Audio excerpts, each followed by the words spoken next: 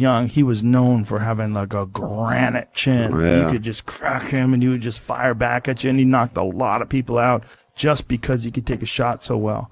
And then one day, picking on you, bullying you, maybe even hitting you, and you stood there with your hands by your side, your fist balled up, your hands by your side, and the daycare teacher was like, "Why are you not fighting back?" Well, my mom told me I wasn't allowed to fight. I wasn't allowed to hit anybody, so I wouldn't do it. I mean, it's my mom said I can't, so I guess I'll just sit here and take it. But it happened a few times, and he finally called my mom and talked to her and said, "You got to let him defend himself. We can't be there every time something's happening."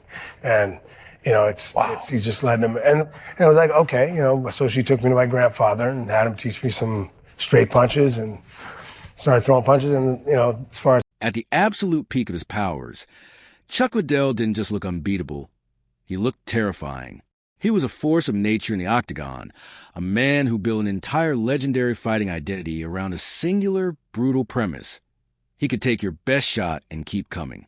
He would stand in the pocket, hands dangerously low, almost daring his opponents to connect with his jaw, banking on a granite chin that seemed impossible to crack. He would eat a pile driver of a punch just to fire back with his own lethal looping shots. It was a thrilling, reckless style that endeared him to millions and helped launch mixed martial arts into the mainstream. But that feeling of invincibility came with a devastating, hidden price tag that is still being paid today, long after the arena lights faded. When people close to him were practically begging him to hang up the gloves, the toll of all those wars was already written across his face. Have any idea that you have a business degree? I want to get a PE degree, but my grandma didn't believe that was a real major. So I had to pick a major when I was a freshman. I picked accounting. I was good at it. Outside of organized sports, however, he developed a reputation for toughness in a different way. Liddell often found himself involved in street fights where his size, strength, and early martial arts training set him apart from his peers. I used to even say in high school, I used to say, man, it sucks. Well, the thing I'm really good at, I can't make money doing. And I was talking about street fighting. I was going to Cal Poly at the time. I was like 19, I think. One of the resident wrestling practices goes to me, by any chance, did you jump off a car and kick a guy in the head? Yeah. How do you know? Did you lose any fights in high school? Was there anybody you fought that somebody caught you? Or did you ever none? So you don't remember ever? The story of the Iceman is one of incredible highs and crushing lows, a testament to human toughness, and a somber warning about the limits of the human brain.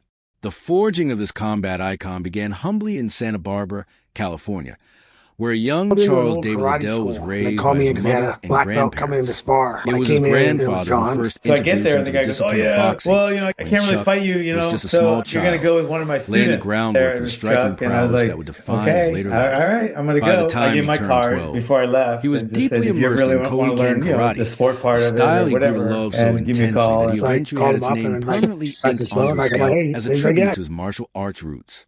Yet, despite this dedication to disciplined combat, Liddell's path wasn't straight-line professional fighting.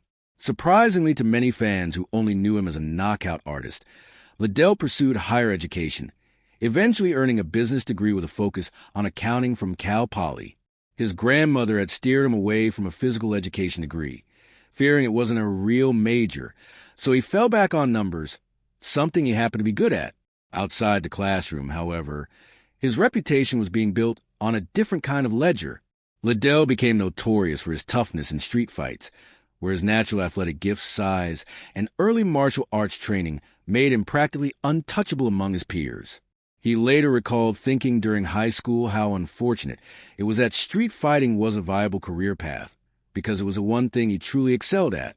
His natural aggression and physical gifts eventually earned him a spot wrestling at the Division I level for Cal Poly, honing his grappling skills before he graduated in 1995. The pivotal moment in his evolution from a tough college wrestler to a world-class striker came when he walked into the pit, a gym in San Luis Obispo run by experienced kickboxer John Hackleman. Hackleman saw the raw clay of Liddell's natural power and began to mold it. He transformed Liddell's approach, taking that innate knockout ability and refining it into a relentless, overwhelming striking system that would eventually terrorize the UFC's light heavyweight division. It was also Hackleman who coined the now legendary moniker. During an early kickboxing tournament, Hackleman went searching for his fighter before a bout, expecting to find him pacing nervously. Instead, he found Liddell sound asleep. Hackelman told him, "Call me Iceman, because I don't get nervous before fights." The name stuck perfectly, capturing the eerily calm demeanor Liddell maintained even in the heat of battle. Under Hackelman's tutelage, Chuck dominated the amateur kickboxing circuit, amassing a staggering 20-2 record with 16 knockouts and claiming 2 national titles. Yet, despite this success, combat sports offered little financial stability at the time. Liddell struggled to make ends meet, even considering abandoning fighting altogether to put his accounting degree to use and find a steady job that could support him long-term. Fortunately for the history of MMA, he stuck with it. The fledgling Ultimate Fighting Championship was beginning to gain traction, and Liddell made a professional mixed martial arts debut at UFC 17 in 1998 in Mobile, Alabama. He won his first fight by decision, but more importantly, he formed a crucial alliance with Dana White, who was then working as a fighter manager. White recognized instantly that Liddell was a unique commodity, describing him in his prime as one of the most terrifying human beings to ever walk the earth.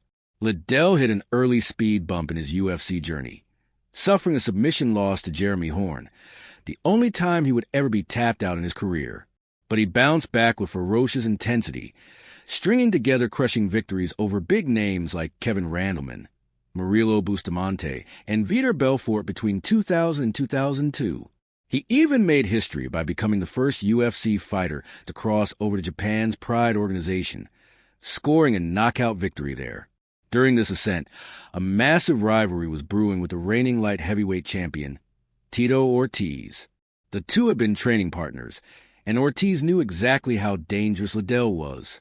According to Liddell and others in his camp, Ortiz flat out refused to give Chuck a title shot because he used to get handled during their sparring sessions. Liddell claimed he could out-wrestle Ortiz in practice and drop him with body shots when they struck, leading Ortiz to avoid the matchup at all costs.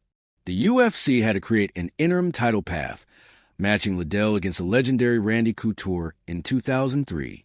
Couture delivered a masterclass in game planning, neutralizing Liddell's looping hooks with straight punches and clinch work before securing a TKO stoppage. It was a setback, followed by another tough loss to Quinton Rampage Jackson in Pride. But Liddell's resolve remained unbroken. When Ortiz finally resolved contract disputes with the UFC, he lost his title to Couture, which finally blew the door open for the long-awaited showdown between Chuck and Tito at UFC 47 in 2004. Liddell delivered on years of hype, knocking Ortiz unconscious in the second round in one of the sport's most satisfying grudge matches. The rivalry with Couture then took center stage, as the two served as coaches on the inaugural season of The Ultimate Fighter. The reality show was a massive hit and catapulted the UFC into mainstream consciousness. The climax came at UFC 52 in 2005, when Liddell avenged his earlier loss, knocking out Couture in the opening round to capture the undisputed UFC Light Heavyweight Championship. This victory marked the beginning of the Iceman era.